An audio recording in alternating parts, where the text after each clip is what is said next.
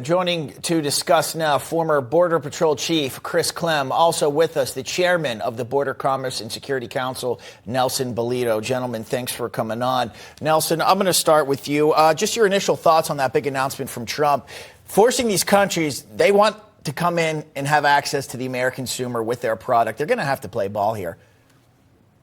You know, this is something that's been talked about quite a bit for years now, and certainly they do have to play ball. You got to remember, there's the absolute corruption that Mexico has done throughout the entire flow, everything from the Central America and South America.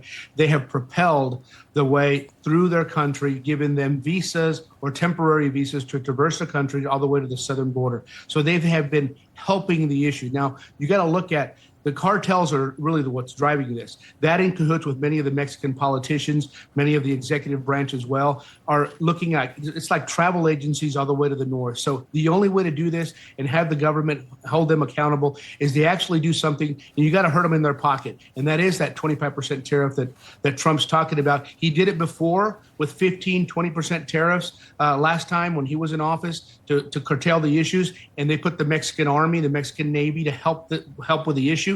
They're going to have to do that again, and they'll have to really do it for real this time. It's going to hurt them, but ultimately it has to help the United States in order to be able to do this correctly. You can't have free trade, you can't have free freedom if ultimately you have the cartel mixed in and making money while it's happening. So we're fully supportive of these types of tariffs. We're also going to be bringing in Argentine journalist and international affairs specialist Luis Rosales. Luis, thanks for joining us. But I want to take this now to Clem. Chris, you're a former Border Patrol chief. We talk, of course, a lot about the southern border, but now we're also talking about the northern border. And Canada might say, is saying kind of, now all of a sudden they're going to have an influx because President Trump is saying, yeah, we're not going to take it anymore. Now all of a sudden it seems that they're paying attention. Yeah, you know, it seems unprecedented or not very common for us to talk about people fleeing the United States for Canada, but it's not something that's so unusual. We've had that in the past, especially certain demographics when maybe some kind of temporary protective status was looming to expire. So, you know, it's not very common, but it does happen. And so it's actually, you know, I don't want to say humorous because we are talking about people, but for all intents and purposes, yeah, Canada should brace for this because President Trump and border czar Tom Homan has sent a message that if you're a criminal, if you're a national security threat, if you're a public safety threat, or you're here illegally and you're not, you know, comporting to our rules and regulations, look out. And so that could happen. The good news is we have a much more cooperative and relationship with the Royal Canadian Mounted Police. I think we'll be able to work with them if we do see a mass exodus leaving the United States and entering Canada illegally.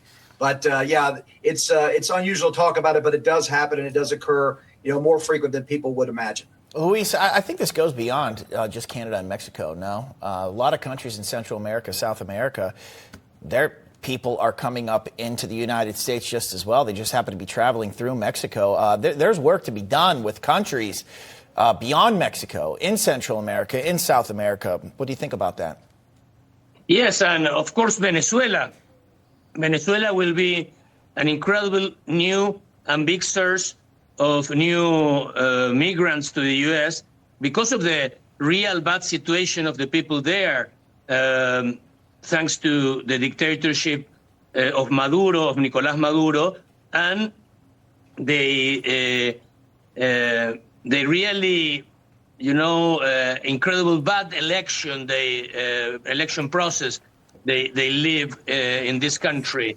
You know, when the government, the tyranny, didn't recognize the real result of the election. So it's not a problem only of Mexico, it's a problem of the whole region. But I think that Trump is accomplishing one of his main important campaign promises. And it is not going to have any big impact among the Latino people, the legal Latino people in the U.S., because these people wanted to be part of a legal society. Mm-hmm. And to be part of this legal society, everybody has to accomplish the law. Mm-hmm. All right, gentlemen, we're going to have to leave it there. Nelson, Luis, Chris, thank you so much. Thank you. Thank you very Thanks much. for having us.